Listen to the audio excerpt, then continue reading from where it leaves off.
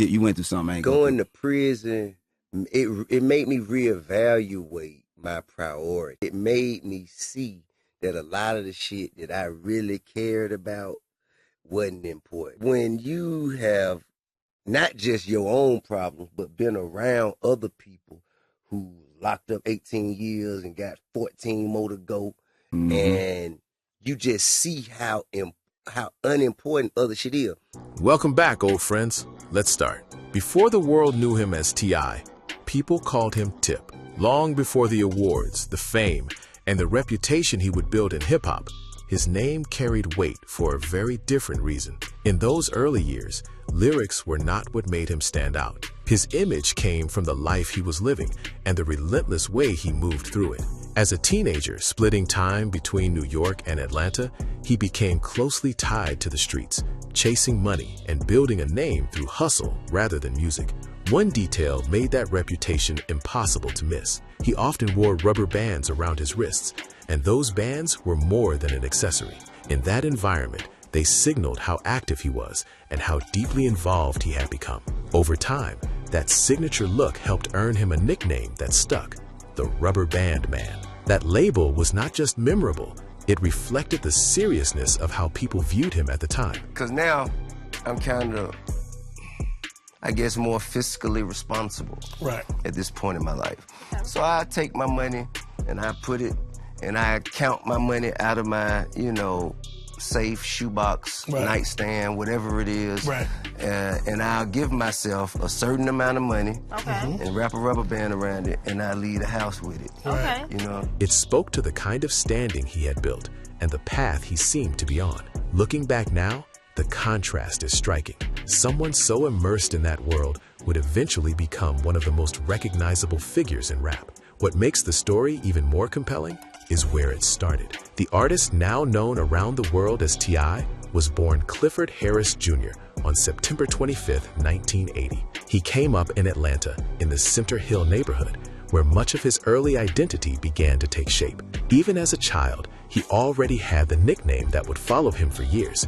His father gave him the name Tip, and it stayed with him long before the public ever heard it. Part of his upbringing also took him beyond Atlanta. For a period of time, he lived in New York City, where he spent time with his father.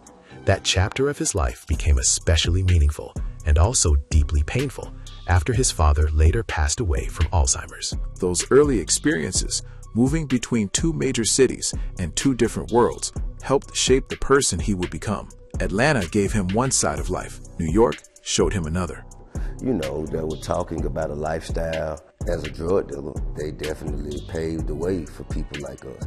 However, if you asking about trap music, I don't say it's just me individually, but it didn't exist before the second album. Together, those places formed the backdrop for a journey that would eventually carry him from neighborhood notoriety to rap stardom. At that stage, though, none of that future success was guaranteed. There was no clear sign yet that the teenager known for his street credibility would one day evolve into an artist respected across the entire hip-hop world. Back then, the name Tip meant something rawer, something tied to survival, image, and reputation. That is what makes his rise feel so unexpected. The same person once recognized for the grind, for the cash, and for the rubber bands wrapped around his wrists would later reinvent himself on a much bigger stage. He did not begin as a polished star. He began as a young man in motion, shaped by his surroundings and known for how seriously he took the life around him. The transformation from Tip to T.I. did not happen in an instant. It started with a kid from Center Hill, carrying a nickname from his father, moving between Atlanta and New York, and building an identity in spaces that demanded toughness. Before he became one of hip-hop's most respected names, he was already becoming someone people noticed, just not for the reasons the world would eventually celebrate. By the time Tip was just 8 years old, he was already chasing the microphone, performing rap lyrics and showing up at neighborhood talent shows whenever he had the chance. Music was clearly there from the beginning. Classrooms, on the other hand, never seemed to fit him the same way. He recognized that early, and before long, he made the choice to leave school behind. That decision became a major turning point. From there, his life moved into a much harder direction. Growing up in a rough environment, he followed a path that a lot of young people around him knew all too well. Well, I mean, I think it saved my life, you know, without question. Ain't no telling where I would be if I didn't have the opportunity to do what I love for a living. So I think that it saved my life and the lives of many others. Created a platform, created an instrument, a tool, a mechanism for people who live in dire circumstances to change the standard of living for themselves and their families for generations. Fast cash was out there, but it came attached to serious consequences. Tip understood the kind of world he was entering. None of it was hidden from him. Even with that, he still decided to take the risk and go after what he thought was his opportunity. Once he stepped into street life, he moved quickly. There was no long adjustment period and no hesitation. Tip began selling crack, and it did not take much time for his name to spread through the neighborhood. People started recognizing him as one of the young hustlers making noise in the area. That kind of reputation can build fast, especially when someone is young, bold, and willing to move without fear. For a while, that image gave him attention and status. In places where survival often shapes every decision, that kind of recognition can feel powerful. Still, street respect never comes free. The same lifestyle that can make somebody known can also pull everything apart in an instant. What looks like momentum one day can collapse the next. For Tip, that reality showed up fast. The danger was not theoretical anymore. It became personal. One day he was driving without a license, trying to stay unnoticed and keep things quiet. Instead, the situation unraveled almost immediately. Police stopped him, and they found crack in his possession. In a single moment, the direction of his life changed. What had been building around him suddenly turned into a legal crisis he could not escape. The consequences were serious. He was arrested, sentenced to 18 months in jail, and placed under 7 years of probation after that. This was far more than a brief setback or a small punishment. It became the kind of sentence that lingers long after the courtroom is gone. I had guns in the car, machine guns and silencers in the car. I had a couple more handguns also in the car, for protection, of course. Jail time is one thing, but years of probation can keep pressure on every move a person makes. For Tip, it meant the fallout did not end once he got out. It stayed with him, followed him, and shaped the years that came after. That chapter made one thing clear. The streets can give someone a name quickly, but they can also take control of their future just as fast. Once his sentence was behind him, Tip understood that staying on the same path would only lead to more of the same. Street life had already revealed its limits, and what it gave back was nowhere near enough. A bigger future was calling, and this time he chose to chase it with everything he had. Music became the gamble that mattered most. Rather than putting his energy back into the block, he threw himself into the studio. By 1999, he was recording again, working on his delivery, tightening his rhythm, and shaping a sound that could carry him far beyond his neighborhood. Every session pushed him closer to something new. What began as ambition was starting to feel like direction. That momentum led to his first official release, a debut record titled I'm Serious. The track began picking up genuine attention, and for the first time, Tip could see a lane opening up in front of him. It was more than just a song catching a buzz. It felt like proof that he had something real to offer. For an artist trying to break through, that kind of early response can change everything. I'm Serious gave him his opening. It introduced his voice, his energy, and the presence he could bring to the rap world. Listeners were starting to recognize that he wasn't just another name in the mix. There was a style there, a confidence, and a point of view that stood out. The record became his first real step into the industry, and it hinted at a much bigger run ahead. Not long after that, he followed it up with his first full-length album, also called I'm Serious. When the project arrived in 2001, it made a respectable impact, reaching number 98 on the Billboard charts and moving roughly 270,000 copies. For someone who had only recently left that earlier life behind and committed fully to music, it was a strong start. The numbers mattered, but the message behind them mattered even more. Tip was no longer just trying his hand at rap. He was proving he belonged in it. Still, that debut was only the beginning. As important as I'm Serious was, it ended up being more like the opening chapter than the main event. The real turning point came next, and it would push his name into a completely different conversation. That moment arrived with trap music, the project that would leave a lasting mark on Southern hip-hop. When it was released, the sound immediately felt different. It came across unfiltered and alive, with a style that was both gritty and impossible to ignore. There was an energy to it that pulled people in fast, fresh, bold, and instantly memorable. It didn't just build on what he had started. it changed the scale of it completely. You just celebrated 20 years of trap music. It's always been a great debate. I don't think we'll ever get the right answer. What you mean? Is it a right answer? Who invented, created, curated trap music? I mean, man, statistically speaking, if you asking about trap music, That's you.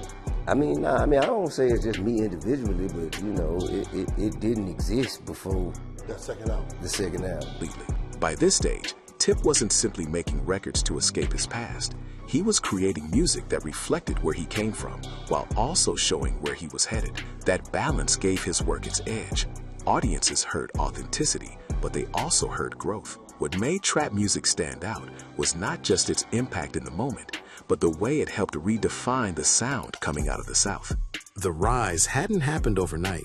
Even if it started to look that way from the outside, there was time behind it, effort behind it, and a deliberate decision to turn talent into a real future. From the studio sessions in 1999 to the charting debut album in 2001, every step was building towards something larger. Then, trap music arrived and made it clear.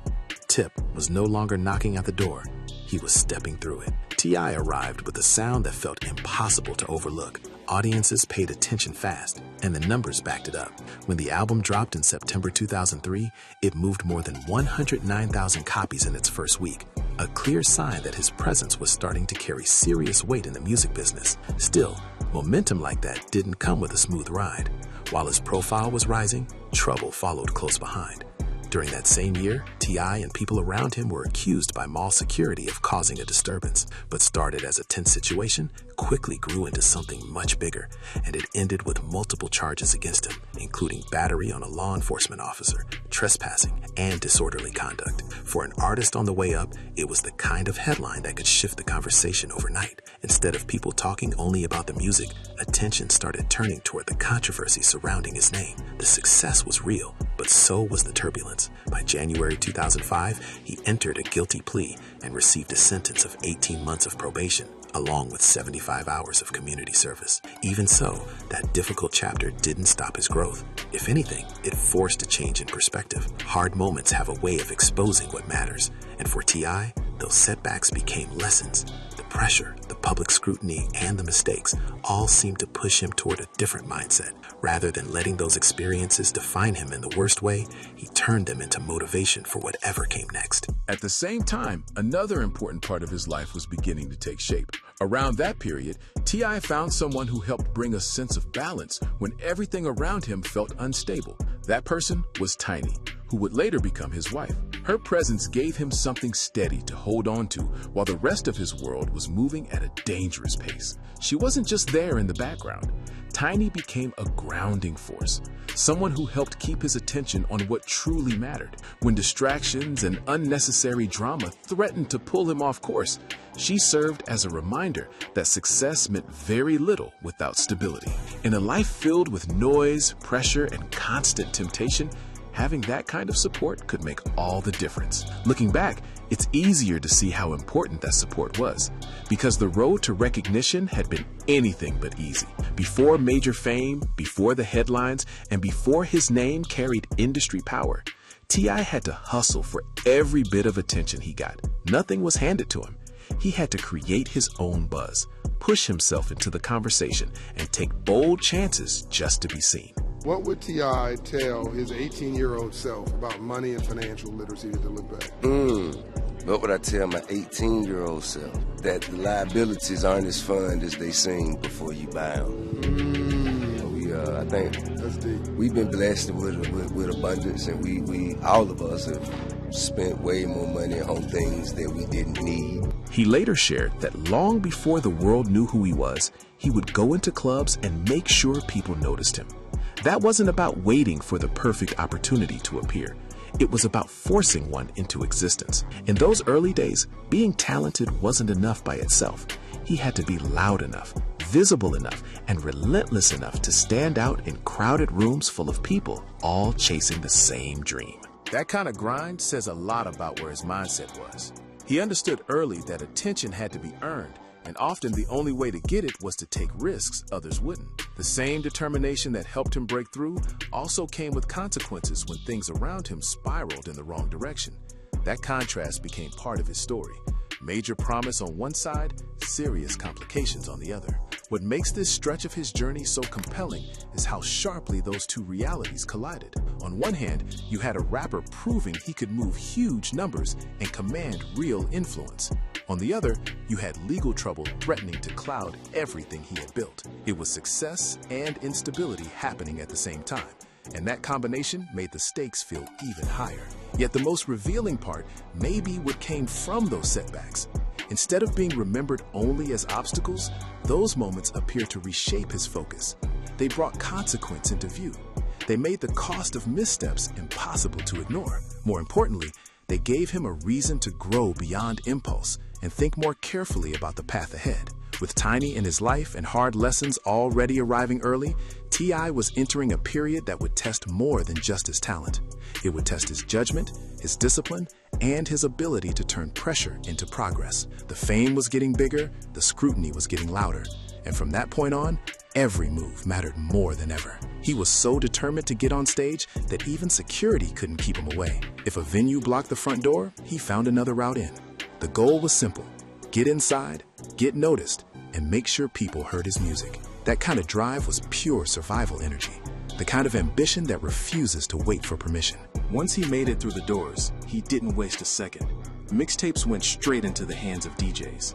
He pushed his songs directly, face to face, making his case and convincing the right people to press play. There was nothing polished about it, no big campaign, no machine behind him. Just relentless effort and a belief that his records would speak for themselves if they got the chance. That grassroots grind started paying off. Word moved fast. His name began circulating more and more, and soon the buzz around T.I. was impossible to ignore. The same attention he had been chasing was suddenly coming toward him on its own. Momentum had finally shifted. Then, the music took things to another level. Records like In the Streets, King, and Down with the King helped solidify what fans were starting to realize. He wasn't just another artist trying to squeeze into a crowded scene. Every release made his position stronger. Every track added to a bigger vision. This wasn't about scoring one hit and fading away. He was laying the foundation for something much larger. That vision turned into Grand Hustle Records, the label he built himself. Creating his own platform changed everything. Instead of only moving his own career forward, T.I. now had the power to bring others with him. Through Grand Hustle, he helped create opportunities for artists who would go on to become major names, including Travis Scott, Young Dro, Meek Mill, Iggy Azalea, and many others. What's this dude Tip gonna be like in like 4 years at 27 when he's almost at his prime? I'm gonna be off the meter. I'm gonna be off the meter, man. I ain't stopping. I'm gonna keep it moving. Ain't nothing going, ain't no amount of pressure, stress, ain't no amount of adversaries, ain't no amount of hating. That's when his reach expanded beyond his own catalog. His impact was no longer limited to the songs he released. It was showing up in the next generation of artists, in the careers that gained traction through doors he helped open, and in the broader shape of hip-hop as it continued evolving. T.I. wasn't simply participating in the culture at that point. He was helping influence where it was headed. Of course, success rarely arrives without complications. The higher the spotlight rises, the more pressure and risk tend to follow. For all the momentum surrounding his career, one night in 2006 brought everything into a much darker focus. On May 4th, 2006, events took a devastating turn outside Club Ritz in Connecticut. T.I. and members of his crew were caught up in a serious confrontation that ended in gunfire. By the end of the night, his close friend and business partner had lost his life. It was a heartbreaking moment, one that cast a heavy shadow over everything. Even after it happened, many of the exact details surrounding the attack remained uncertain. Questions lingered.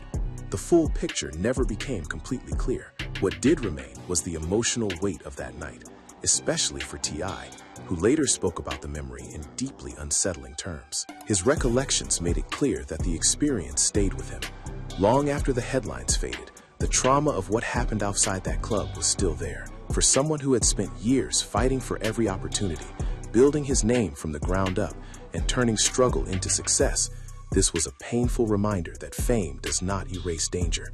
In many cases, it can place it even closer. That contrast is what makes this chapter of his story so striking. On one side, you have the rise, the hunger, the hustle, the climb from handing out mixtapes to building a label and shaping careers. On the other, you have the harsh reality that even at the height of success, everything can change in an instant. T.I.'s journey during that period was not just about music.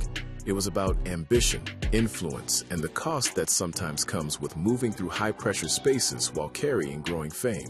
He had gone from forcing his way into rooms for a chance to perform to becoming a figure powerful enough to create opportunities for others. Yet even with all that progress, tragedy still found its way into the story. That's what made this moment so sobering. The rise was real. The legacy was growing. The influence was undeniable. Still, outside the spotlight, danger had not disappeared. It was waiting. And on that night in Connecticut, it changed everything. He had barely settled into the back of a black van with his friend Johnson up front when something immediately felt off. At first, it was just a strange feeling. Then the situation changed in an instant. As the van began to roll forward, another vehicle came rushing in with its headlights glaring, pushing up fast beside them. In T.I.'s telling, that was the exact second the night collapsed. Without warning, gunfire erupted. The shots came from the left side of the van, tearing through what had been a calm moment only seconds earlier. One instant, it was an ordinary ride. The next, it was pure panic. T.I. said he reacted on instinct, dropping down low as soon as he realized what was happening, trying to get out of sight and away from the windows. Inside the van, someone fired back in an effort to protect the people inside. What followed was a blur of noise, fear, and confusion. Rounds were flying in both directions. Voices turned into screams. Every second seemed to stretch out, as if time had slowed just long enough for everyone to understand how serious it was, before everything sped back up into total chaos. There was no chance to think clearly. It was all happening too fast. Eventually, the gunfire stopped. That silence didn't bring relief. It brought the awful realization that people had been hit. In the immediate aftermath, everyone's attention shifted to the injured as people rushed to help whoever they could. Somehow, T.I. came through the attack unharmed. Considering how intense the scene had been, that alone felt almost impossible. Johnson, however, was in terrible condition. He had been critically wounded and was losing blood quickly. The urgency became clear right away. There was no time to waste. Those around him moved fast, transferring him out of T.I.'s van and into another vehicle so they could get him to the hospital as quickly as possible. It was a desperate attempt to save his life, made in the middle of shock and confusion. Sadly, it wasn't enough. Johnson did not survive. That loss changed the entire weight of the moment. What had started as a sudden and terrifying attack ended in heartbreak. When T.I. was later asked to talk about what happened, his expression reportedly went completely cold, a look that said more than words ever could. He later described seeing his friend lying there without any sign of life, a shirt drenched in blood, and a clear injury near the left side of his forehead. Shit. And the shit fucked up because looking at the position Quavo was in and the position I was in 06 in Cincinnati. You know what I mean? I had to come back and tell my people that my family wasn't coming home. I had to do that. You know what I mean? Seemed like my life and my career just spiraled out of control in that moment. You know what I mean? The sight never left him. It became one of those moments that burns itself into a person's memory and stays there for years. What happened that night didn't only take someone away, it also forced T.I. to look at his own life differently. The aftermath hit hard, and instead of immediately returning to music, he stepped back. Recording and releasing songs no longer seemed like the first priority. Healing did. Rebuilding did. Finding a new direction mattered more than keeping up the fast pace he had been living. During that period, he shifted his energy away from the spotlight and toward business. Work became more than a career move. It gave him something to hold on to while dealing with grief. Rather than pouring everything into the lifestyle that has surrounded him before, he started focusing on structure, planning, and the side of success that happens behind the scenes. In many ways, it was his attempt to regain control after a moment that had turned everything upside down. Even with that change, the past didn't simply disappear. The pressure, the reputation, and the problems connected to street life still seemed to trail behind him. No matter how much he tried to move forward, those shadows kept showing up. For T.I., trouble was never something that stayed neatly in the rearview mirror. This also wasn't the first time his name had been linked to conflict. Longtime hip-hop fans definitely remember the tension between T.I. and Lil Flip, a rivalry that caught major attention across the South. It wasn't a minor disagreement or a quiet exchange of words. People could feel the friction building, and it quickly became one of the most talked about disputes in Southern rap. The issue traced back to 2003, when T.I., also known as Tip, began referring to himself as the King of the South. It was a huge declaration, the kind of title that instantly invites reactions. In a region filled with major talent, claiming that crown was always going to stir debate. For some, it sounded like confidence. For others, it crossed a line.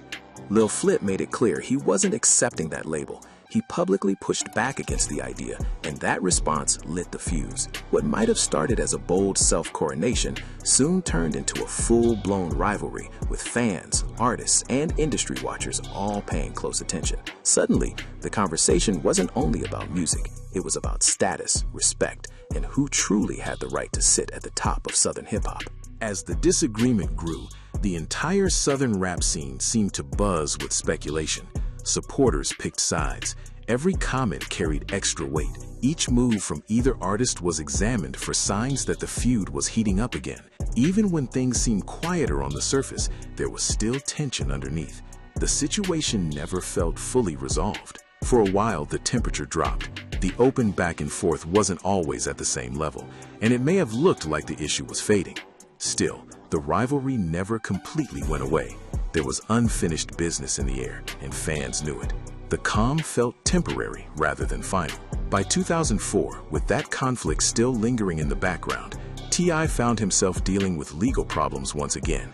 Just as the rivalry remained part of the conversation, he was sent back to jail after violating the conditions tied to an earlier probation case. That development added yet another layer of pressure to a life that already seemed filled with complications. At that point, the pattern was becoming hard to ignore.